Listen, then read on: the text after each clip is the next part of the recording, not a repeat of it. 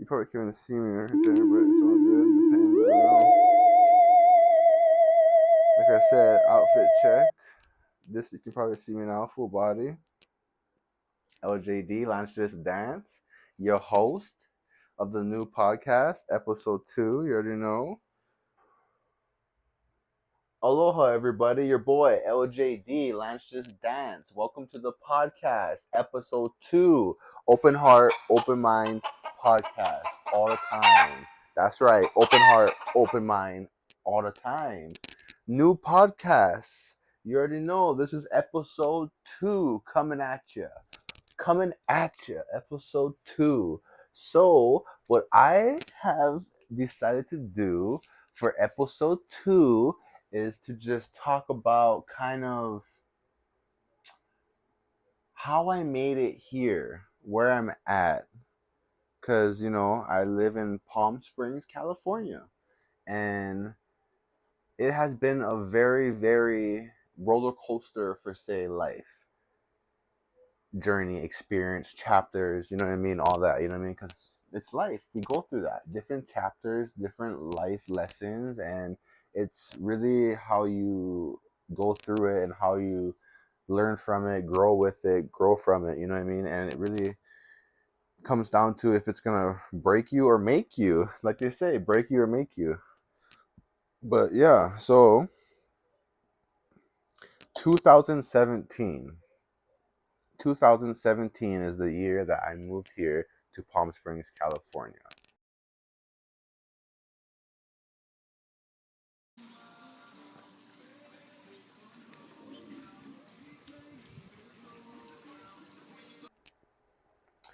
July 27th to be exact. And the decision about moving, let me tell you, that was not easy at all. Honestly, deciding to move to California wasn't easy. And let's just be honest, I didn't have my mom and dad in my life. So the decision of me moving from KAUA'i, where I was born and raised my whole life, you know what I mean? 23 years? You know what I mean? That's blessed, you know what I mean? Very thankful, grateful, blessed to come from such a magnificent, magical, beautiful place. One of the most magical places on earth, for sure. But, yeah, let's just say my life, wasn't doing the best. You know what I mean? Like I said, we all have a purpose. We all have a purpose in life. And my purpose, I was not finding my purpose in life, what I was doing in life, what I was choosing to do. You know what I mean? And I was 23, 22, 23, and yeah, like I said, I was not doing the best decisions. I was working a 9 to 5 job, regular restaurant job. Um, and to go about that is, I was working at a restaurant. That was, I think it closed down. Yeah, it closed down now, but it was a really good restaurant. It was considered fine dining, if I'm not mistaken. But that's where I learned a lot of my really professional and very efficient and very really it really helped me with my serving skills. It helped me out a lot. And yeah, so working on a restaurant job, it's kind of like it's like a lifestyle. It's like working a 9 to 5. You go to work, you get off of work, and then you have what you choose to do. And what I chose to do is, when I got off of work, is go straight to the store, buy a 30 pack of beer, call up anybody, friends who are out and about,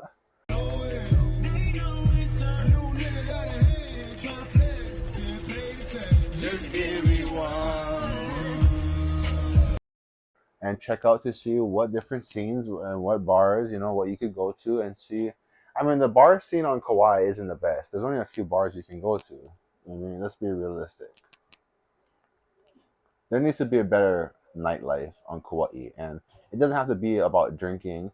It has to be about maybe more dancing and more concerts and things like that, to where it's more productive and helps the people of the community really uplift them seriously, in life. And like I said, drinking to cope with my emotions. But before that, back then, I did not know that at all, because you have to really learn and understand and think about things, But me drinking every day like I was, it was so bad because I mean, I would just go to work, get off of work, drink, go out somewhere.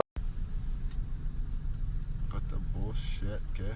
Like I said, get somewhere, say go KAUA'i or Ligate or Monuments or go to Lihue, go somewhere where some people are at and just go there and drink and yeah, listen to music, dance, laugh, have a good time, create memories.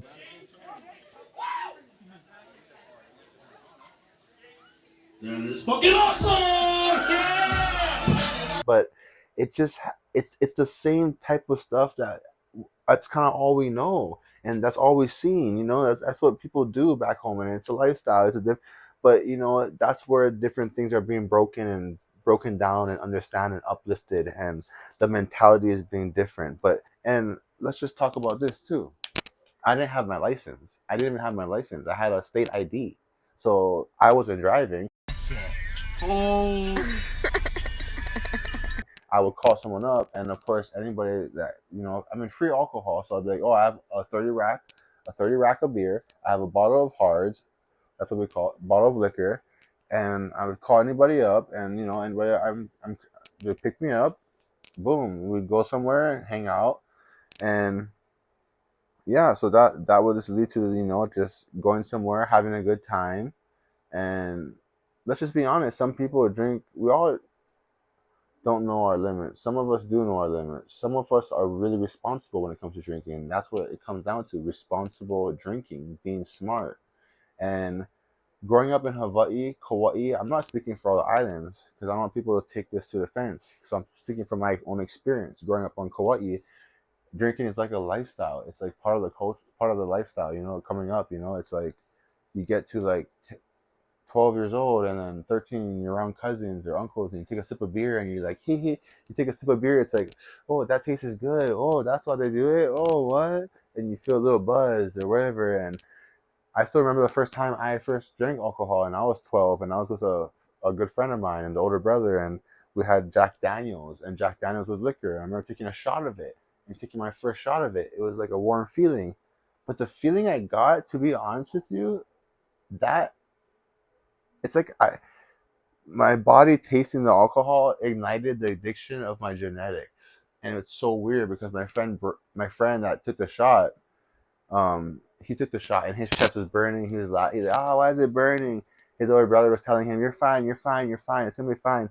So right there, boom! I took the shot, and I was just like, and you feel that, and the feeling after. Of course, we were laughing and and all that type of stuff. We went outside and walked around the yard and all that. But that was just like me not realizing, but now thinking about it, oh my gosh! Like I took that shot in my body, the genetics felt the alcohol and was absorbing it. It was like, oh, this is where the journey starts of your alcoholism. And it's crazy because I never drank until later on in life, obviously like 17, but the fact that when I first started drinking again, or first started drinking, I was 17 years old, and we all start drinking early, and we think it's like cool, like go to the beach and have some beers and then drive home and do stuff or go adventure and we're drinking. But reality is that like what, more than half the time when we're all that age, 17, 18, 19, 20, we're not even 21 yet, and we're over here getting alcohol somehow, and then we're drinking and driving. And we're not all drinking stupid, we're not driving stupid, but it's just not smart, and it has to change, and that's where humbly I'm speaking from experience. Every time I talk, I'm talking from the heart, and that's where I'm now. I'm just trying to show people there's a better way, there's a better thinking way, and there's a better look on life. You know what I mean? There's a better perspective to come about things, and that's where I been to therapy now the past 3 years, and I see like me before when I used to drink, I was drinking to just cope with my emotions and feelings in the past and my trauma and all that. I would drink and just numb the pain away, and then next thing you know, I'll be fine. I'll be laughing, and then all the things would go away. But now I'm sober. I've been sober for 4 years. It's gonna be 4 years now. August 27th makes 4 years. Oh my gosh, I'm so thankful, grateful, blessed every day for that. Realizing, learning from my lessons into blessings. and that's where it comes about. And talking about, when I was 17, 18, 19, 20, and then um like, yeah, so like me graduating, I graduate high school, because I was talking about my job and all that and what I would do, but let's talk about, so I graduate from high school and I go to college, and I attend college for maybe a year, a little over a year or so, and then I start working in one job. But before, I'm pretty sure, like I said, I worked 2 or 3 jobs, and then, but by the time I had, I think, 2 or 3 jobs, by my third job, I dropped out of college. But it was just had to do with the lifestyle, the lifestyle of the island. And the island, like, that's not just one lifestyle there is there, because that's where I didn't know different things to do. I wasn't switching it up and doing different things in life. My life was just so, like, out of line and not on track, because I didn't have no one there to really, like, support and talk to me in a way that I needed to be talked to, and like, really help me and, like, support me and have me kind of just like, Lance, kind of, I think drinking is not good for you. Like, people need to tell me, like, hey, Lance, drinking isn't probably the best for you. Maybe drinking, you should try to slow down a little bit. I mean, I can't say there wasn't maybe like one or two, maybe a few people that would mention, but it's just the way I felt from people, that they would tell me things and make me feel about my drinking and make me feel like an alcoholic, which I was, but I didn't admit it yet, and it wasn't the support I needed. And like I say, when someone has a problem or someone's going through something in life, you have to support them in a way they feel comforted and supported and loved, not where you're gonna support them and make them feel belittled, judged, and make them feel like shit about themselves. You really gotta support them and make them feel loved, uplift them. And that's where I'm coming from all the time. I'm speaking from the heart. But life was really just like, not going the way it needed to go for me when I was back home on Kauai. And when I graduated, I was drinking. I mean, I was doing basketball still, but my life, like, I didn't know what my life was gonna be for. What about, like, I was thinking about a couple of years from then. Like, I don't know. I didn't have a checking. I didn't have a savings. Like I said, I didn't have my license. So life was really just like a tornado for me, but I had a job. You know what I mean? That's the main thing. I had a job, so I wasn't completely just being a loser. I'm just kidding. Don't ever want to call anyone a loser, because we all have our struggles, and But that's where, like, I was like, damn, I really gotta do this. I really gotta stay on track, and I really. So I had a job. I always had my job, but the fact that I was just drinking every night, going to work, drinking every night, going home, sleeping, waking up, repeat, wake up, go to literally wake up, get ready. So, I mean, I'm waking up at, like, what, 12 o'clock, noontime, maybe one. I mean, I usually always start at like 3 or 4 in the afternoon. So, you know what I mean? And I don't get home until like 3 in the morning, 4 in the morning, 5 in the morning. It depends, you know what I mean? But it's always late in the morning, early in the morning. It's like, oh my gosh. So, me getting home early that morning, it's 3, 4 in the morning. I go to sleep 5, 6, 7, 8, 9, 10, 11, 12. I mean, of course, I'm gonna get 8 hours because I'm hungover as shit, So I'm gonna sleep. I wake up feeling like shit, hungover as shit. I'm like, oh my gosh, here we go again. So I wake up, drink a lot of water, because you're dehydrated when you wake up because all the alcohol. It's like, oh my god, you wake up and you're like, oh my god, give me water, give me water. Let me drink some water. You wake up, you're all dehydrated from alcohol, drinking from the night before, right there. So I wake up, I drink some water, and then I just kind of go outside, and I'm just looking around like, oh, another day. Here we are, hungover. Very fortunate because I have my brotherhood, Mike Lindsay, who had me at staying at his house, renting a room for a very good price, family discount, Ohana discount. Love, aloha, always to brother Mike Lindsay, yeah. And of course, to all the brothers, Matt Lindsay and Uncle Span Lindsay, yeah. Uncle Matt, Uncle Span Lindsay, yeah. That's an inside joke from, our little circle we have back home in Kauai. But just want to say, always thankful, grateful, blessed. Always thankful, grateful, blessed for that.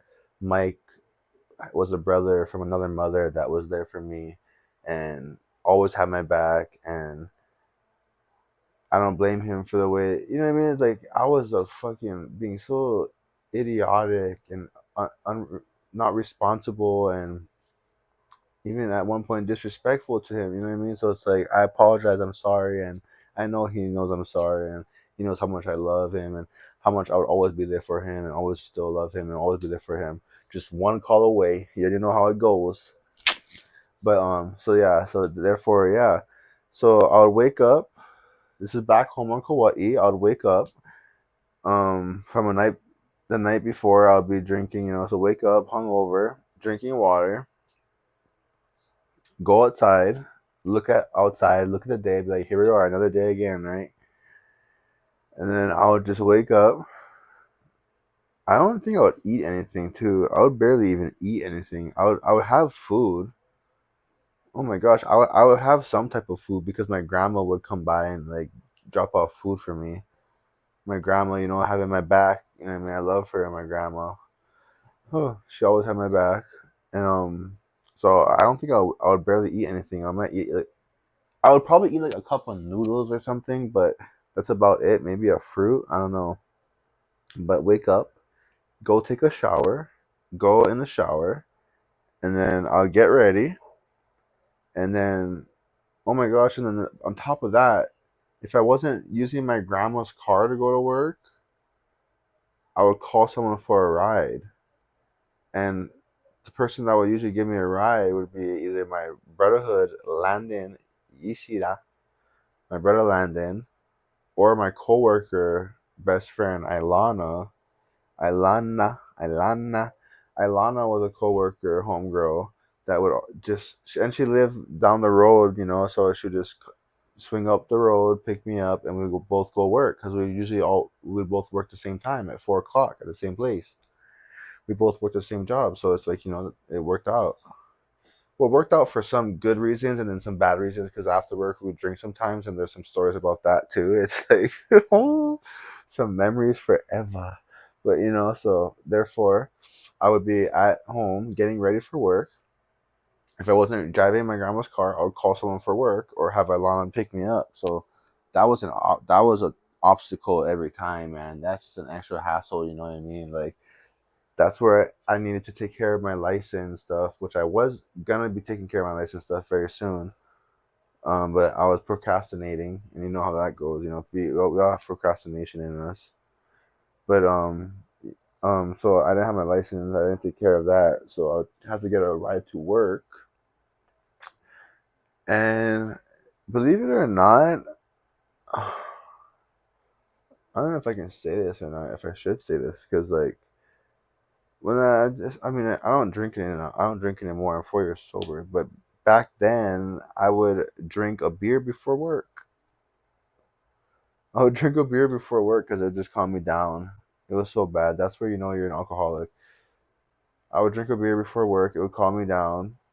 Literally, like I could feel it. It would just calm me down, and it was just so bad. Now that I think about it, it was just me being an alcoholic. And drink a beer before work, or on the way to work, whatever. Or if I had beer in the fridge at home, I'll just drink a beer.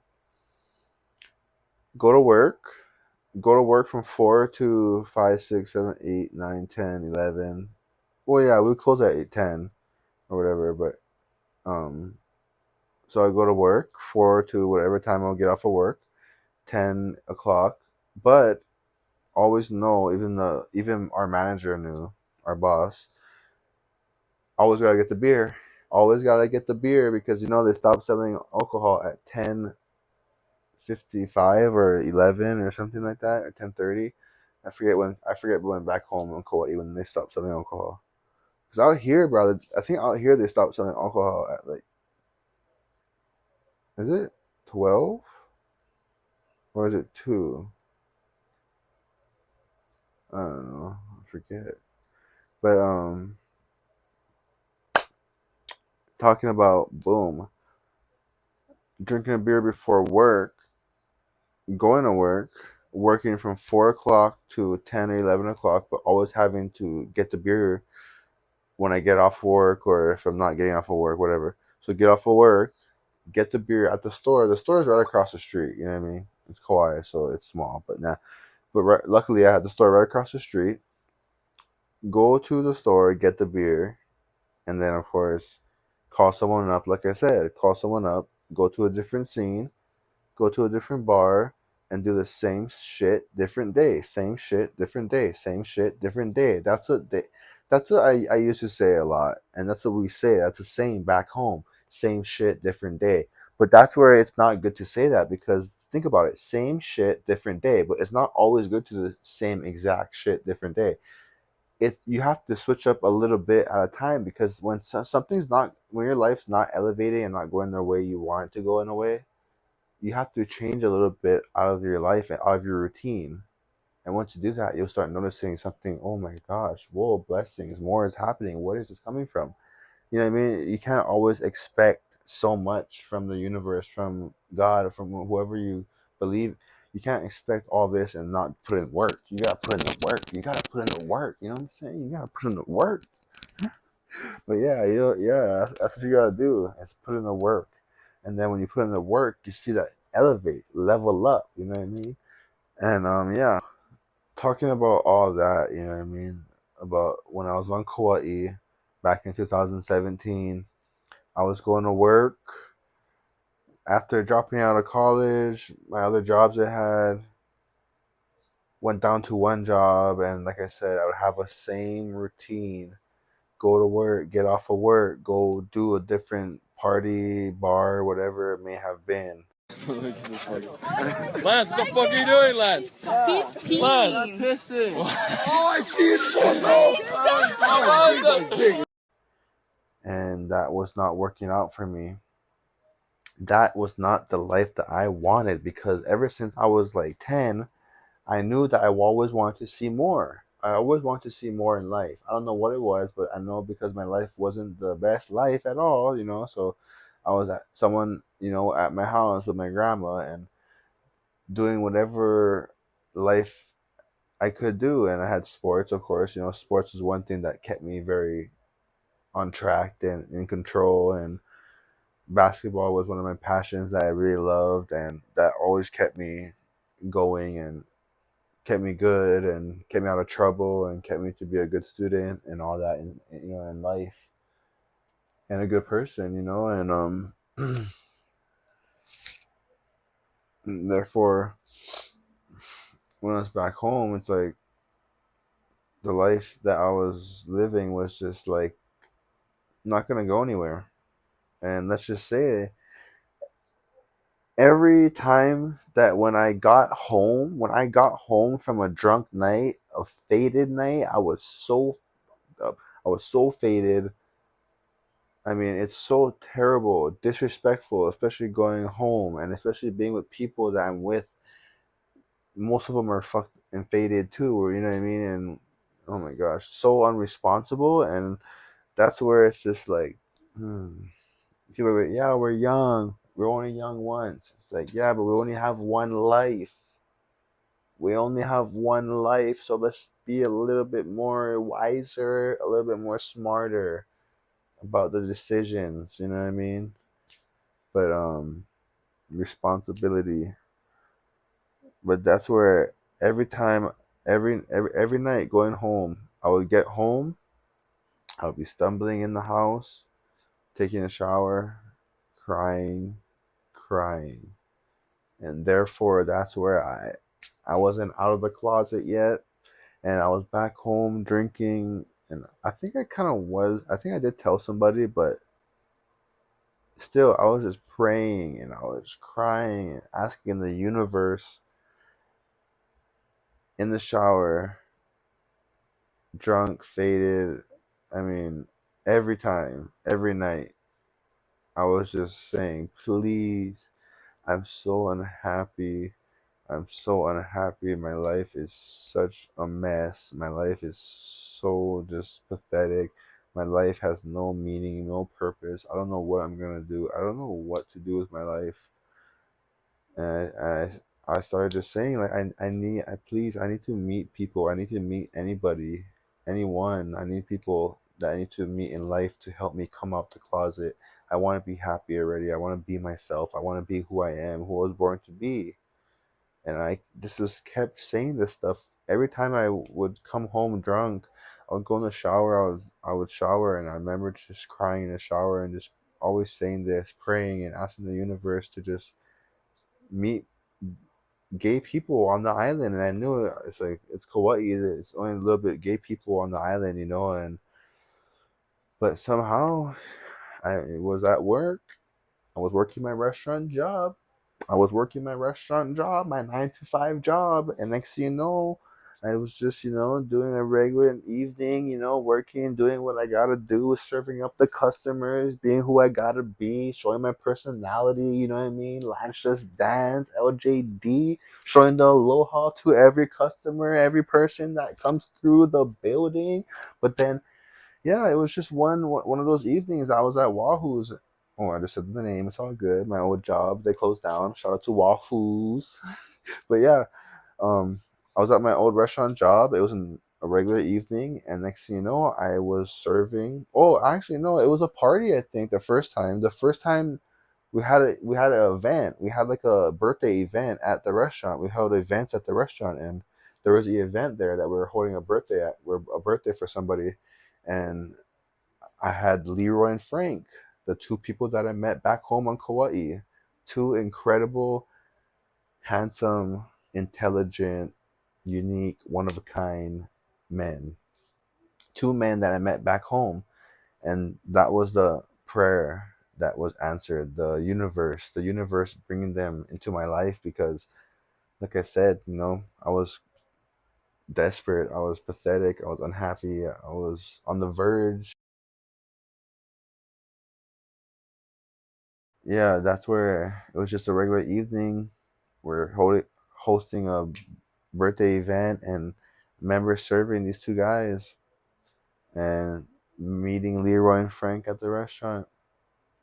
And next thing you know, there was a second time they came in. They came in with their other gay friends. Yep, they came in again. And I remember that, yeah, they came in at 8 and I think they came in 3 times.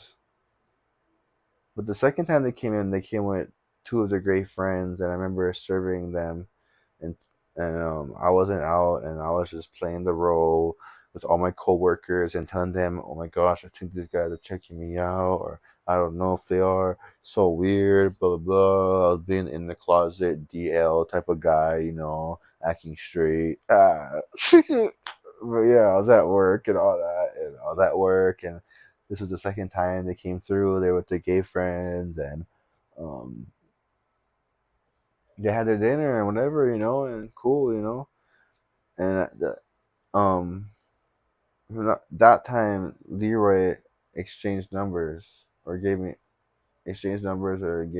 We exchanged numbers, and ended up talking to Frank and Leroy, and then they came in for a third time together for just by themselves and me knowing they're gonna come in, but nobody else obviously knowing the reason they're coming in is to see me and to just you know. But they came in for a third time in the restaurant. It was just the both of them, and I remember serving them at the restaurant, and it was just the feeling of knowing of being like almost out the closet, like the breakthrough. I mean, it's nothing special about coming out the closet because we're born gay, but it's just, but them coming to the restaurant and then I serve them dinner and all that, and next thing you know, Frank was the one. Yeah, Frank was the one when he said, when I asked him, "Do you want any type of dessert?" And when I said, "Do you want any dessert?" That's where Frank said, "Are you on the menu for dessert?" Oh my god, I was so red. I was blushing. I was so red. And then Leroy started laughing, and then I was like, "Oh my gosh, I guess we can arrange that, huh?" I didn't know how to flirt. I wasn't even out yet. I was at my restaurant around my coworkers. I didn't know I was gay yet, and I'm over here just like, "Yeah, you have my number. We can arrange that." Blah blah blah. All quiet, all nervous, at the restaurant serving them. But that was just so incredible and a memory I will cherish forever. Serving the both of them at that restaurant on Kauai back home on the island I was born and raised on, and the both of them, yeah, I served them, and then that night Leroy came back and picked me up because I don't have my license, I didn't drive, I don't have a car, but and the fact that they were so cool about that and understanding also makes them the more amazing guys, amazing guys. And so Leroy that night they went home, came back, he picked me up from when I got off of work, and then yeah, went back up to their house. They lived up Kapahi in a beautiful two-story house because they've worked hard their whole life and they've been smart working and taking investments and saving and being smart. Regular people, you just gotta be very smart with your money and be financially smart. Not just gays who have a lot of money and just because they don't have kids. It's because they're smart with their money. They're not idiots with their money and splurge and do things that they know they don't need. And they put their money where they can get more money and invest. You know what I mean? Things that we're learning now. People more are talking about and learning more about investing and doing stuff like that. But Leroy, yeah, picked me up, went back home to their house. They lived in Kapahi. They had a beautiful two-story house, and they knew the people around them, and they knew locals because on Kauai it's a smaller island, and Leroy is actually from Honolulu, from the next island over. He's from Oahu. Um, so yeah, they had that two-story house up Kapahi, two-story, beautiful blue house, beautiful yard.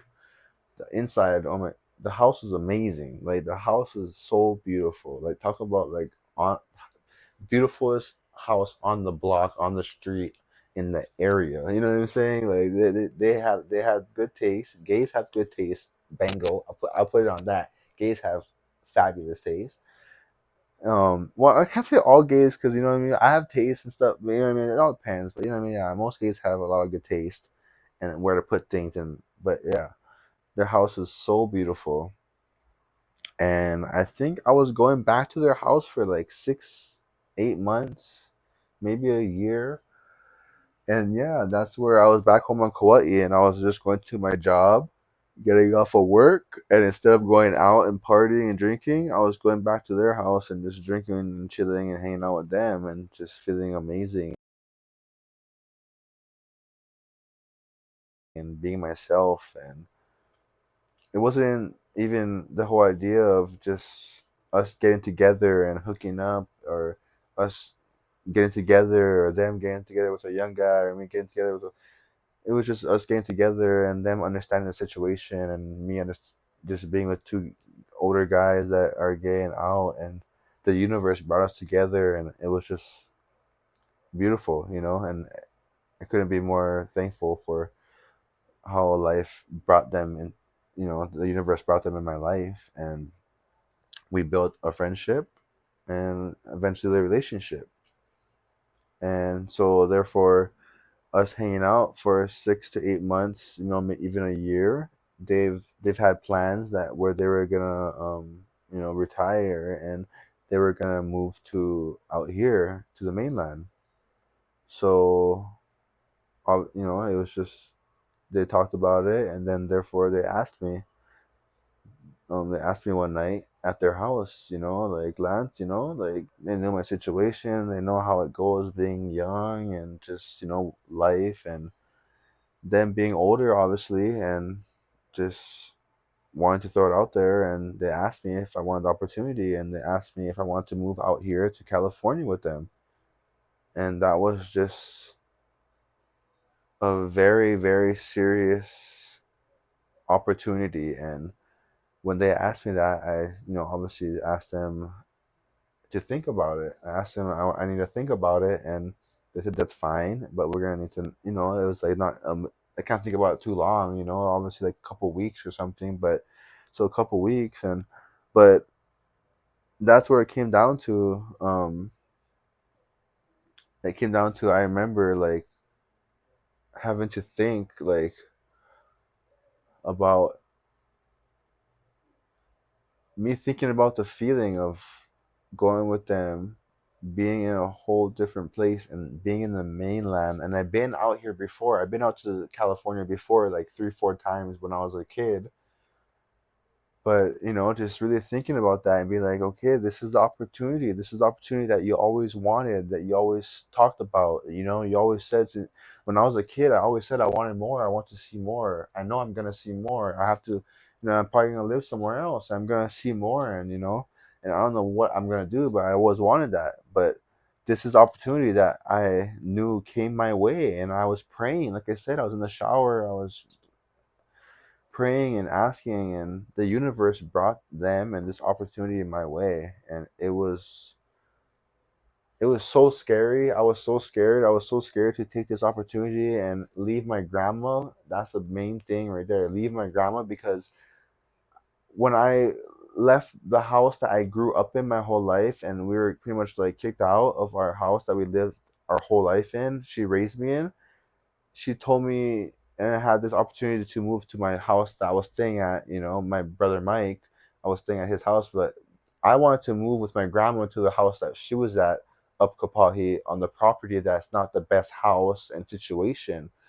But my grandma wanted better for me and told me to take the opportunity I had to stay at Mike's house. But I wanted to go with my grandma because the connection I have with my grandma, she's like my mom, and but therefore, I moved with Mike. She moved with up Kapahi in a different house.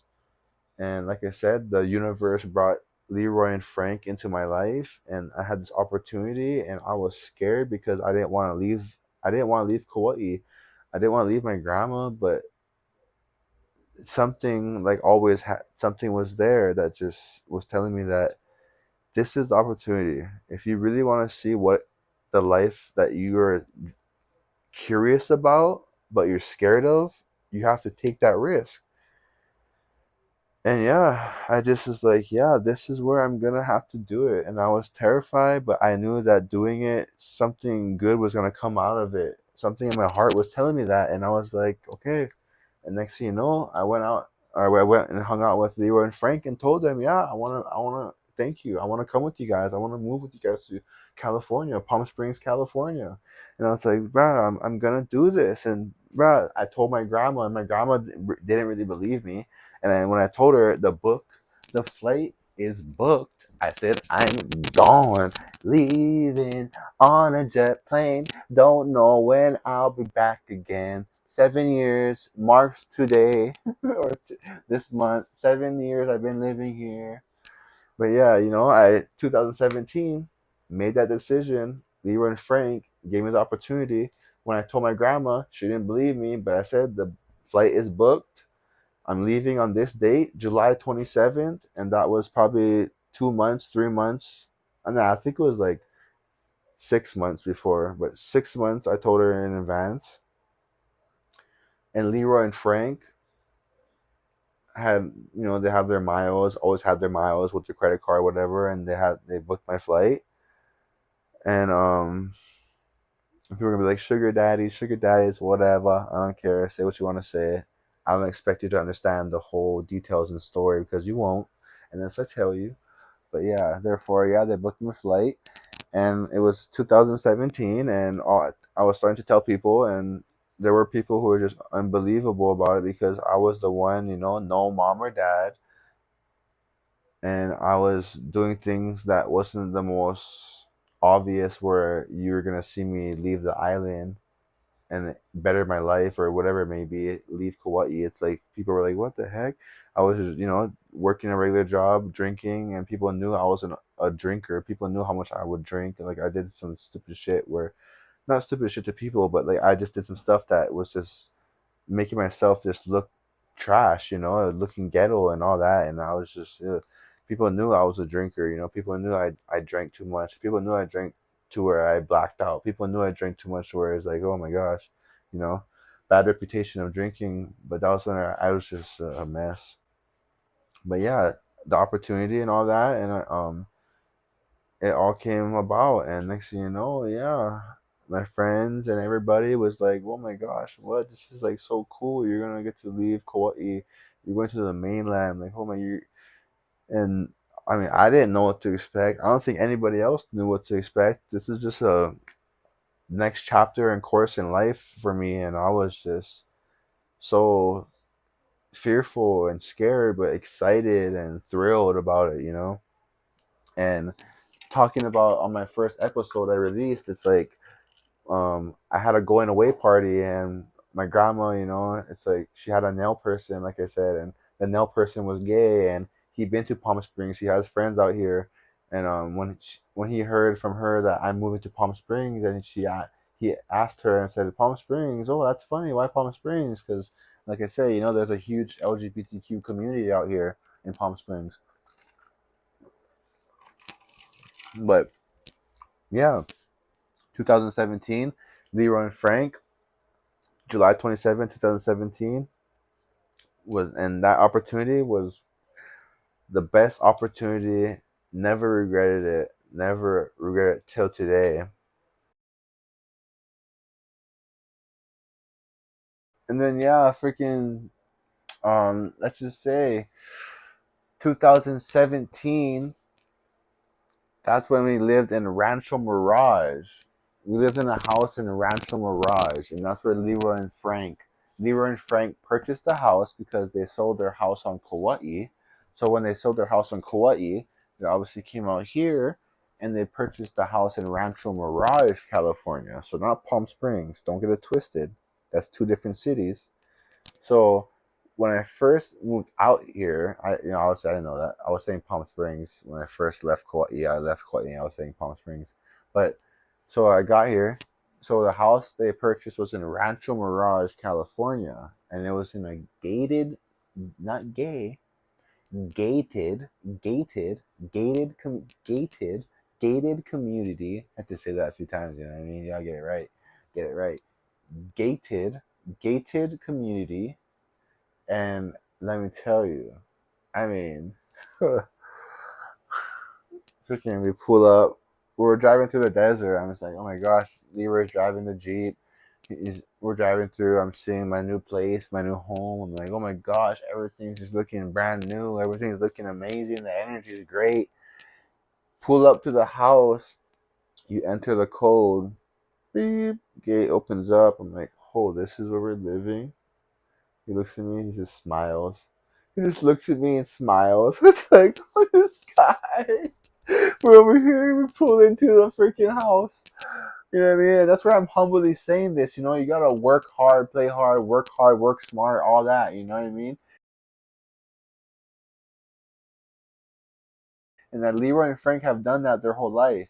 And that's for a different episode, though, because you know what I mean. When I talk a little about what I know about them, and what they have shared with me. And let me tell you, Leroy and Frank are two incredible men, man. They've been through some stuff. Their careers in life they did and they chose to do, you know what I mean? But pulling into the gate, first thing you see is just a tennis court. I was like, oh my, is that a tennis court? I'm like, oh my goodness, you can play tennis? No, I don't play tennis. But I do play tennis now, but not, you know what I mean? Pull through the gate. First thing you see is, I mean, there's nice trees. Landscape is beautiful, and then the houses all look the same, but the houses are just nice. You see BMWs, Lexuses, Porsches, all those nice cars, expensive, exotic cars, whatever you want to call it. And then boom, we swing around the neighborhood, and next thing you know, beep, he hits the garage door opener. Boom, I see the house and it's just like, all right, this is my new place. Leroy's saying that too. Welcome home. Making me feel welcome. That's what you always gotta do. Make anyone feel welcome. That's why this podcast, open heart, open. everyone's welcome. Straight, gay, trans, anyone, no matter what color, what race, you're welcome here to talk about your life, talk about anything. I'm here to support you from the heart always. And that's where, yeah, freaking, he's just telling me, welcome home, welcome home. I'm like, oh my gosh, this is our new home. And then, like, right there, like, the front of the house, the front of the house, there's a casita too, so it's like a separate little separate looking house right here. The garage.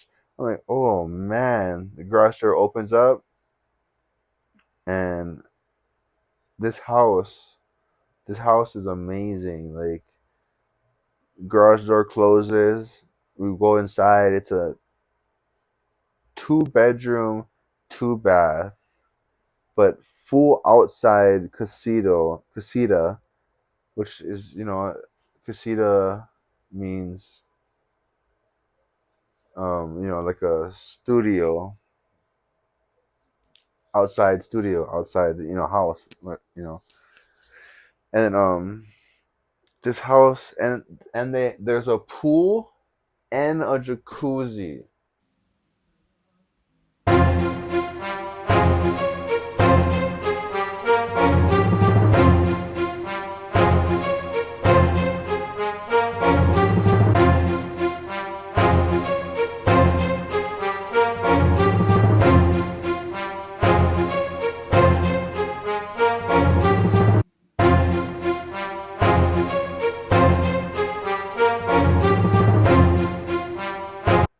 And a beautiful a yard, beautiful landscaping, and then you go outside.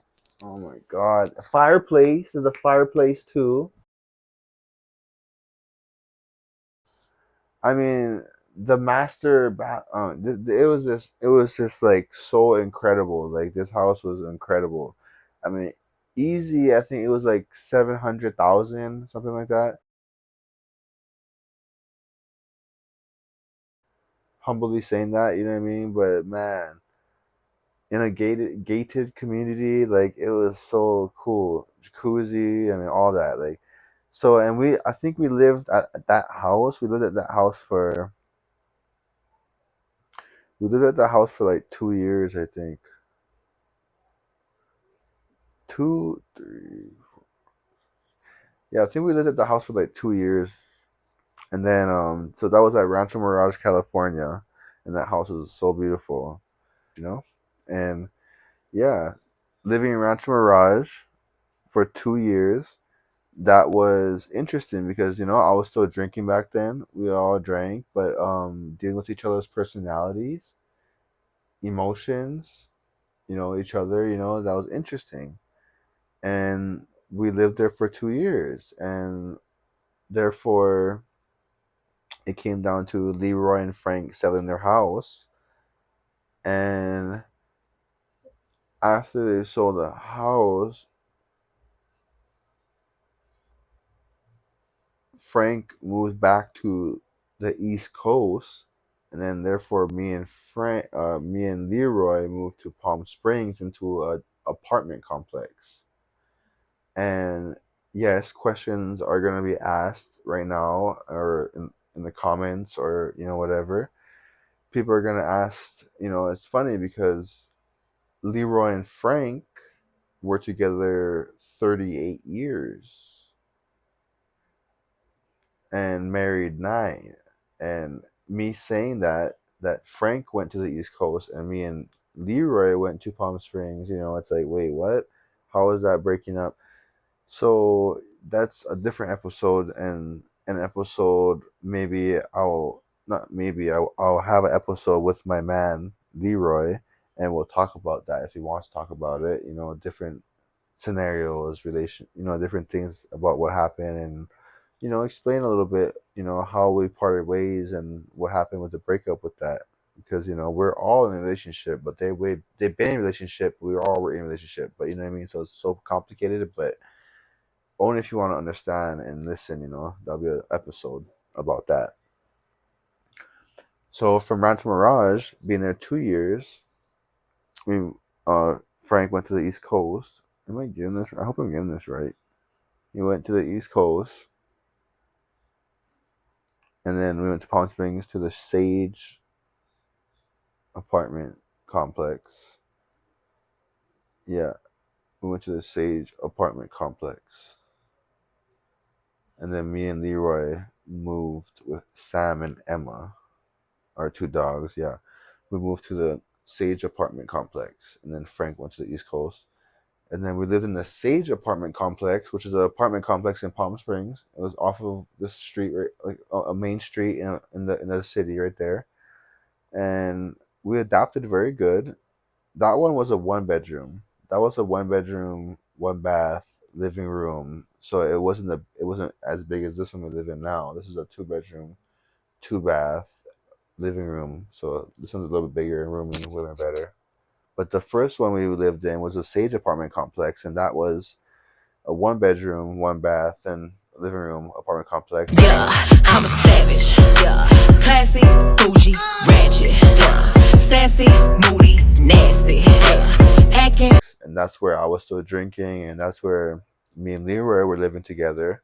And we live together really good, we understand each other for one another, and we appreciate each other for one another, and we adapt really good. And but the thing is that I'm always thankful, grateful, blessed for him because he cleans, cooks, folds laundry, steams laundry. I mean, Leroy does things. He does it all, and the way he does it is so OCD. But I'm saying that in a good way because he has his own unique way of really doing stuff, and it's really professional, like super cool. Like, oh my gosh, he makes a sandwich. He makes a regular sandwich, goes in the icebox, makes a regular sandwich, and when it comes out, it looks like you just bought the sandwich from a deli or some restaurant. You're like, what? Like, did you just like slice that lettuce, tomato, onion up and stack it and make it look like that? Gourmet, 5 star, fine dining. But you know what I'm saying? Yeah, like Leroy is a man of a heart of gold, and he has a brain to where it's just like and figure stuff out. It's like what? Bless him, because he's teaching me a lot. But yeah, episode 2. This is a success. Cool. Your boy LJD. Just want to wish you a beautiful day, beautiful evening, wherever you're at in the world. We're out over here holding it down. Respect to everybody and all the locals here in Palm Springs and the Coachella Valley. Always aloha, love, respect. But your boy LJD is here to spread the aloha straight from the heart, straight from the soul. And you already know, open heart, open mind, podcast, like, comment, subscribe, share, all that. You already know. Open heart, open mind, all the time. LJD, Lance Just Dance. Hit your life stance. Give life a chance. We're all special in our own way. We're all born differently. We're all human beings. You know what I'm saying? Yeah. You already know. Meditate. Mind, body, soul. Aloha, LJD. But remember, like, comment, subscribe. Seriously, like, comment, subscribe. And thank you for taking the time out and listening. And have a good one. Open heart, open mind, podcast, LJD. Aloha. All right.